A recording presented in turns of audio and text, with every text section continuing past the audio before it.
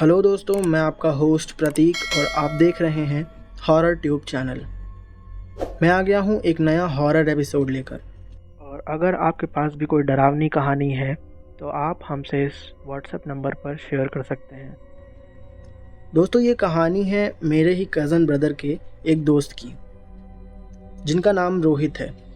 तो रोहित की फैमिली बहुत फाइनेंशियली स्टेबल नहीं थी, जिसकी वजह से रोहित बहुत डिप्रेशन में रहता था और वो दिन भर यही सोचता रहता कि कैसे भी करके मुझे कोई काम मिल जाए जिससे मैं अपनी फैमिली को फाइनेंशियली सपोर्ट कर सकूं।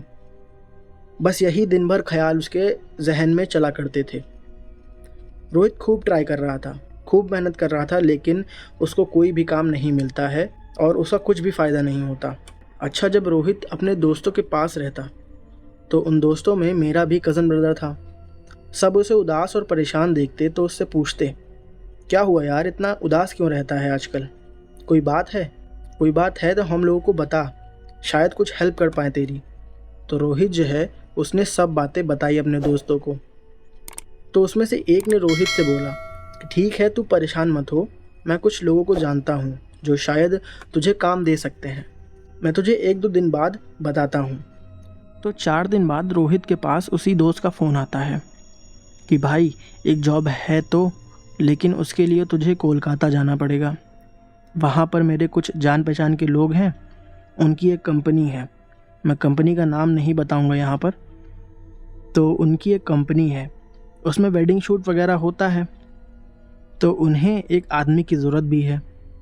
तो रोहित के दोस्त ने रोहित से पूछा कि तू जा सकता है कोलकाता, तो मैं तेरा नाम वहाँ पर बता दूँ। रोहित ने अपने दोस्त से कहा कि मैं तुझे कल बता दूंगा, एक बार मैं घर में कंफर्म कर लूँ कि मैं जा सकता हूँ कि नहीं। तो रोहित घर में पूछता है और घर वालों को कोई दिक्कत नहीं थी, बस वो यही कह रहे थे कि कोई गलत काम मत करना। रोहित घर में उस काम के बारे में सब बता देता है कि जो शादी में वीडियो और फोटोज़ वेडिंग शूट वगैरह होता है उसी का काम है उनका, और वहीं पर मैं जा रहा हूँ। तो रोहित को घर से परमिशन मिल जाती है। रोहित अगले दिन अपने दोस्त को हाँ बोल देता है और उसका दोस्त कोलकाता फ़ोन करके रोहित की सारी इन्फॉर्मेशन वहाँ पर भेज देता है और स्टूडियोज़ वाले वहाँ पर से अपनी लोकेशन भेज देते हैं। रोहित अब कोलकाता चला जाता है। कुछ दिन बीत जाते हैं उसको वहाँ पर। रोहित वहाँ खूब अच्छे से काम कर रहा है, एकदम मन लगा कर। तभी वहाँ पर स्टूडियो में एक लड़की होती है। वो रोहित को स्टूडियो वालों के खिलाफ़ खूब भड़काती है कि तुमको सिर्फ छोटा मोटा काम दे देते हैं और मेहनत खूब करते हो, तुमसे काम हज़ारों का कराते हैं लेकिन तुमको सिर्फ कुछ रुपए ही देते हैं। इसी तरह की बातें उसके मन में खूब भर देती है वो लड़की। वो कहती है, रूम में मेरे साथ चलो, बाहर इससे बड़े बड़े काम मेरे पास हैं, हम दोनों मिलकर खूब पैसे कमाएंगे। अब रोहित पैसों का लालच पाकर दीदी के साथ चल देता है। रोहित उस लड़की को दीदी कहता था। रोहित चल देता है उस लड़की के साथ और स्टूडियो में अपनी बात बिगाड़ लेता है। वो लड़की भी रेंट पर रहती थी। रोहित उस लड़की के साथ उसके कमरे में रहने लगता। अच्छा, कुछ दिन बीत जाते हैं। बीते दिनों में रोहित और उस लड़की ने साथ में खूब पैसे कमाए।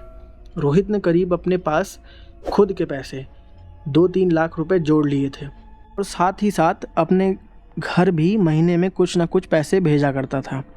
एक दिन क्या होता है कि वो लड़की थी जो वो बाहर से कुछ मिठाई लाती है और किचन में ले जाके अलग अलग प्लेट में वो मिठाई लेके आती है। रोहित के लिए जो मिठाई लाई थी वो, उस मिठाई में उसने कुछ काला जादू किया हुआ था। और कोलकाता तो इस सब चीज़ों के लिए फेमस है ही। कोलकाता में तो आप जानते हो कितना काला जादू और वशीकरण किया जाता है। उसको खाने के थोड़ी देर बाद रोहित बेहोश हो जाता है। रोहित जब वापस उठता है तो वो दीदी से पूछता है कि क्या हुआ था, मैं मिठाई खा के बेहोश क्यों हो गया था। रोहित को लगा कि दीदी ने कुछ मिलाया था इस मिठाई में, जो कि सच में मिलाया था। फिर रोहित सोचता है कि नहीं, दीदी ऐसा कुछ नहीं कर सकती हैं, उन्होंने ही तो मुझे इतना सपोर्ट किया है। रोहित यही सब सोचकर वो सब भूल जाता है। अब रोहित के ऊपर उसकी दीदी ने अपना काम कर दिया था। रोहित को इसके बारे में कुछ भी नहीं पता था कि वशीकरण और ये काला जादू क्या होता है। फिर एक दिन क्या होता है कि वो दोनों एक वेडिंग शूट के लिए गए हुए थे, वहाँ पर काम करने के लिए। वो लोग काम कर रहे थे, तभी रोहित को खूब तेज़ प्यास लगती है और वो पानी पीने चला जाता है बिना दीदी को बताए कि पानी पीने मैं जा रहा हूँ। इस बात से दीदी रोहित से इतना चिढ़ जाती हैं कि वहाँ सबके सामने रोहित को 4-5 थप्पड़ लगा देती हैं और सबके सामने मारती हैं। अब और कोई आदमी हो तो वो गुस्सा करेगा, लड़ाई कर लेगा कि आपने मुझे थप्पड़ कैसे मारा, ये वो। तो रोहित चुपचाप एकदम शांत खड़ा हुआ है। फिर दीदी क्या बोलती हैं, सॉरी मैंने तुझे मारा। और रोहित का जवाब, कोई बात नहीं दीदी, आप तो मुझसे बड़ी हो, आप मुझे मार सकती हो। इसी तरह रोहित और उसकी दीदी खूब पैसा कमाते हैं साथ में। दीदी अपने तो पैसे किसी तरह बचा लेती है, लेकिन रोहित के सारे पैसे खर्च करवा देती है और रोहित खुद अपने हाथों से दीदी के लिए पैसे खर्च करता है। इतना वो खोया हुआ था कि अब एक दिन क्या होता है कि रोहित जो बाहर कुछ सामान लेने जाता है, वहाँ दुकान वाला पूछता है, बेटा तुम यहाँ नए दिखते हो, कहाँ रहते हो तुम? तो रोहित कहता है कि मुझे नहीं पता, दीदी आपको बताएंगी। इस कदर का वशीकरण किया हुआ था रोहित के ऊपर उसने। वो कुछ समय में बातें भूल जाता था, जैसे उसको कुछ याद ही नहीं है।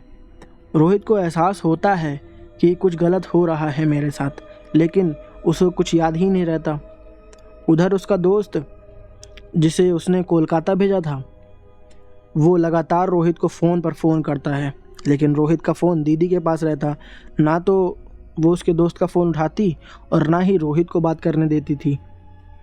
एक दिन क्या होता है कि वो दीदी जो है बाहर जाती हैं, लेकिन रोहित का फ़ोन घर पर ही भूल जाती हैं।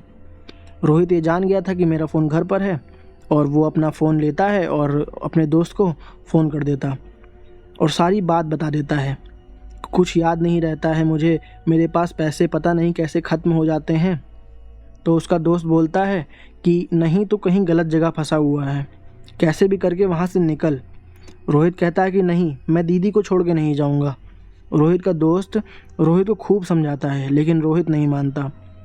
तो उसका दोस्त कहता है कि ठीक है मत आ, लेकिन मैं तुझे फ़ोन करता रहूँगा, ये फ़ोन तू अपनी दीदी से छुपा के रखना। रोहित हाँ कर देता है। वो दोनों कुछ दिन पर बातें करते थे।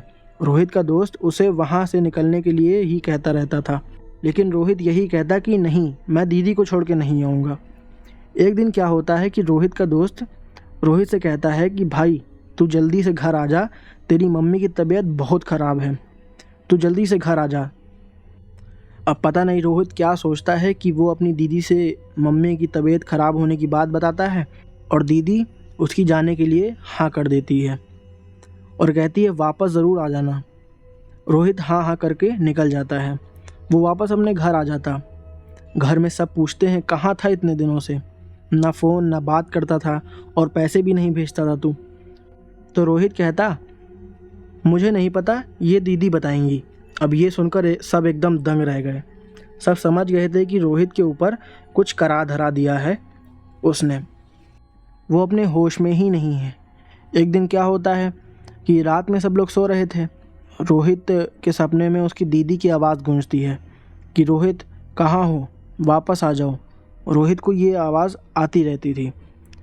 उसी रात वो उठता है और अपना बैग लेता और वहाँ से जाने लगता। आवाज़ सुन के उसके पापा जग जाते हैं और देखते हैं कि रोहित बैग लेके कहीं जा रहा है। वो रोहित को रोकते हैं, लेकिन रोहित बार बार यही दोहराता कि नहीं, मुझे जाने दो, मुझे दीदी बुला रही हैं। अब ये सब देखकर उसके घर वाले और उसके दोस्त सब एकदम परेशान कि क्या हो गया है इसे। दिन पर दिन उसके असर बढ़ते ही जा रहे थे। तब उसके दोस्त ने रोहित के घर में बताया कि रोहित को किसी तांत्रिक के पास ले जाते हैं, शायद वो कुछ उपाय बता सकें इसका। रोहित को ले गए सब लोग तांत्रिक के पास जाते हैं। वहाँ तांत्रिक बताता है कि इसको किसी ने अपने वश में किया हुआ है और अभी भी रोहित किसी के वश में ही है। मैं इसको ठीक कर सकता हूँ, लेकिन कुछ हवन और पूजा करनी होगी। सब मान जाते हैं हवन और पूजा के लिए और ये सब होता है और रोहित अब आज़ाद हो जाता है उस काले जादू से। अब रोहित पूरी तरह ठीक था और वो अब घर में ही रहता था। उसी शहर में उसने एक जॉब ढूंढी और अपना काम करने लगा। इन सब का इतना असर होता है कि आप अपने सेंसेस में ही नहीं रहते हो। अगला आदमी कुछ भी कर सकता है आपके साथ और कुछ भी करा सकता है। आज के समय में बहुत सोच समझ के चलने वाला है, कहीं पर भी कुछ भी हो सकता है। और आपने एक चीज़ और देखी होगी कि बीच चौराहे पर कोई कटा नींबू डाल के चला जाता है। वो भी एक तरह का उतारा ही होता है। जो भी उसके ऊपर से जाता है या पैर के नीचे आ जाता है किसी के, उसके साथ वो उतारा चल देता है। तो दोस्तों, ये थी आज की कहानी। उम्मीद है आपको ये कहानी अच्छी लगी होगी और कुछ सीखने को भी मिला होगा। तो वीडियो को एक लाइक कर दीजिएगा और ऐसी और कहानी सुनने के लिए हमारे चैनल को सब्सक्राइब भी कर लीजिएगा। और अगर आपके पास भी कोई डरावनी कहानी है तो आप हमसे इस व्हाट्सएप नंबर पर शेयर कर सकते हैं। तो मिलते हैं अगले एपिसोड में। तब तक के लिए अपना ख्याल रखिएगा।